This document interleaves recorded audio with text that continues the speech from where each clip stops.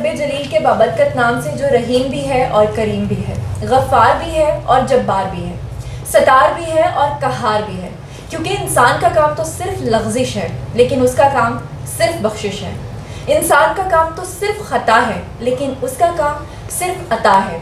तो आइए आज पहली रमज़ानुल मुबारक आपको बहुत ज़्यादा मुबारक भी हो, और आज एक मुबारक हस्ती भी हमारे साथ मौजूद है। आपने इनको ख़बरनाक में भी देखा होगा, ख़बरदार में भी देखा होगा। इनका नाम जैसे ये खुद हैं वैसा ही इनका नाम है, प्रोफेसर लियाकत अज़ीम, और लैंग्वेज पे, लिटरेचर पे इतना अबूर है कि हमारे लिए आज के दौर में ये एक नेमत से कम इसलिए नहीं है क्योंकि आज के लोग जो हैं वो गैजेट्स के लोग हैं। आज के लोग सिर्फ इंफॉर्मेशन को जानते हैं, लेकिन आज के लोग जो हैं वो इल्म के लिए कभी तगोदो नहीं करते। प्रोफेसर साहब ने अपनी पूरी ज़िंदगी इस चीज़ में गुजारी, और आज एक बड़ा कंट्रोवर्शियल सा टॉपिक है। वो ये है कि प्रोफेसर साहब ने मुझे बताया कि रमज़ानुल मुबारक में हम जो सहरी के वक्त दुआ पढ़ते हैं, जिस दुआ के लिए हम सबसे ज़्यादा बेताब होते हैं कि हम ये दुआ पढ़ लें सहरी की, इफ्तारी की, तो वो कहते हैं कि सहरी की जो दुआ है वो दुआ ही दरअसल गलत है। तो ये सुन के मैं बड़ी हैरान हुई और मैंने प्रोफेसर साहब को मदऊ किया।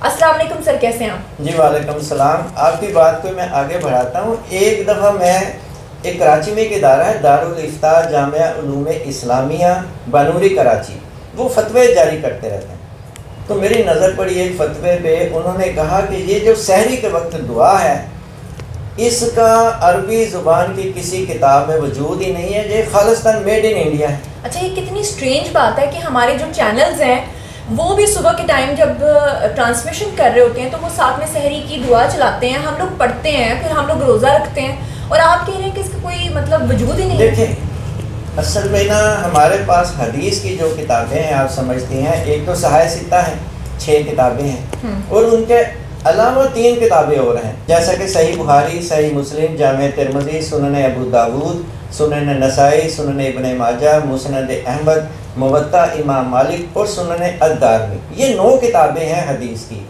कहते हैं कि अगर कोई हदीस मुस्तनद है तो वो इन 9 किताबों में से किसी एक में होनी चाहिए, अगर नहीं है तो वो मुस्तनद नहीं है।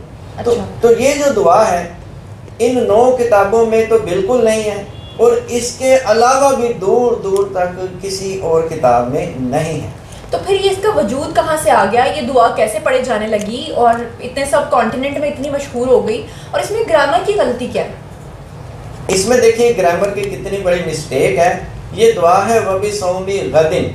जी, गदिन जो है अरबी ज़ुबान का ये जो लफ्ज़ है इसका मतलब होता है टुमारो। अच्छा। अगर आप इसको इंग्लिश इंटो अरेबिक की डिक्शनरी में देखें तो टुमारो पे आगे गदिन लिखा होगा। अच्छा। बल्कि ये तो एक छोटी मिसाल है, कुरान हकीम में गदिन का जो लफ्ज़ है ये 5 दफ़ा आया है। जैसा कि सूरह अल-कमर में है वसयअलमूना गदन, और उनको कल पता चल जाएगा मनिल कज़्ज़ाबु अल अशिरु कि कौन सबसे बड़ा झूठा है और कौन खुद पसंद है। यानी कुरान हकीम में ये जो लफ्ज़ है ये तुम्हारों के माना में आया है। तो यहाँ बंदा कहता है जी मैं कल के रोज़े की नीयत कर रहा हूँ, कैसी हैरत की बात है। अब अगर वो 30वां रोज़ा रख रहा है, मिसाल वो लास्ट रोज़े में है 30वां रोज़ा, तो उसमें जब ये नियत पड़ेगा मैं वबिसौमी गदिन नवैत मिन शहर रमज़ान, मैं कल आने वाले कल के रोज़े की, अगले दिन तो शैतान रोज़ा रखता है। अगले दिन तो शैतान रोज़ा रखता है, अगले दिन तो वो ईद होती है। जी, ईद होती है। तो ये लॉजिकली ये गलत ये है। बड़ी सेंसिटिव बात है, लेकिन इस बात को आप समझिए कि प्रोफेसर साहब कह रहे हैं कि गदिन का मतलब टुमारो होता है, आने वाला दिन, और क्योंकि हम आज रोज़ा रख रहे हैं तो हम कल की नियत कैसे कर सकते हैं? और फिर जब 30वां रोज़ा आता है तो अगले दिन तो ईद का दिन होता है, तो फिर हम उसमें गदिन नवैतु कैसे पढ़ सकते हैं? तो यानी कि अगर इसके हवाले से आप और भी लोगों को थोड़ा गाइड करना चाहें, क्योंकि हो सकता है इस पर कुछ लोग एतराज़ उठाएं कि नहीं आप गलत कह रहे हैं, तो इसको साबित करने के लिए। देखें, मैंने 2 मिसालें तो दे दी आपको कि आप इसको डिक्शनरी में चेक करें, तुम्हारों के आगे देखें गदिन लिखा होगा, टुडे के आगे देखें तो वो अल यौम लिखा होगा।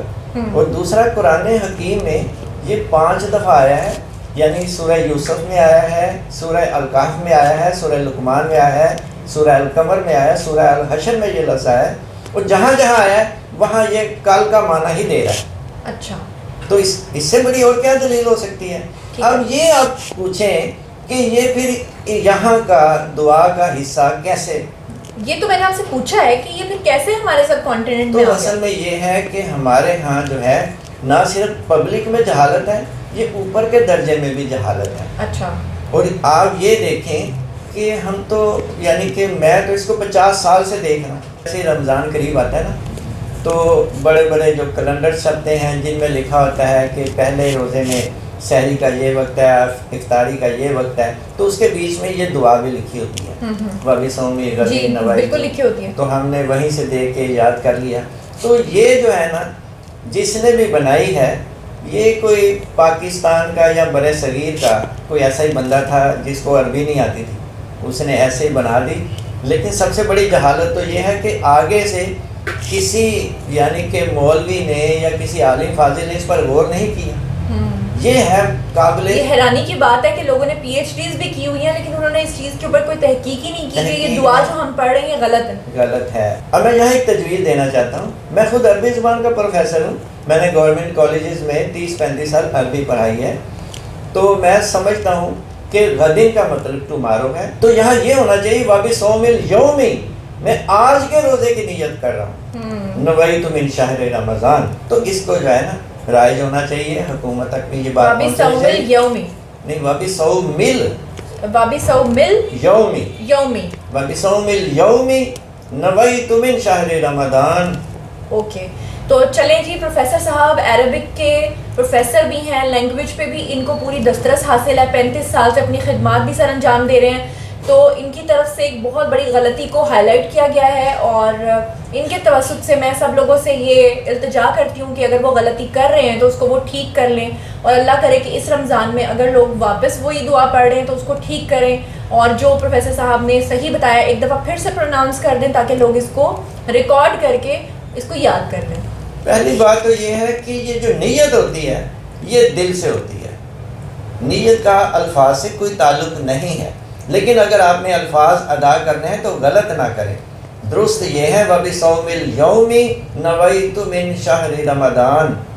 ٹھیک ہے. اچھا پروفیسر صاحب ایک اور پھر، کیونکہ آپ نے سحری کے دعا کے بارے میں بتایا تو یقیناً افطاری کی دعا میں بھی کچھ ہوگا کہ ہوتا یہ کہ لوگ جب افطار کرتے ہیں تو سامنے پانی اور کھجور سے ظاہر بات ہے کہ کھولتے ہیں روزہ، تو جب وہ پڑھتے ہیں دعا تو پہلے وہ دعا پڑھتے ہیں پھر وہ پانی پیتے ہیں، کھجور کھاتے ہیں، تو یہ کیا ٹھیک ہے یا اس میں بھی کوئی مسٹیک ہے؟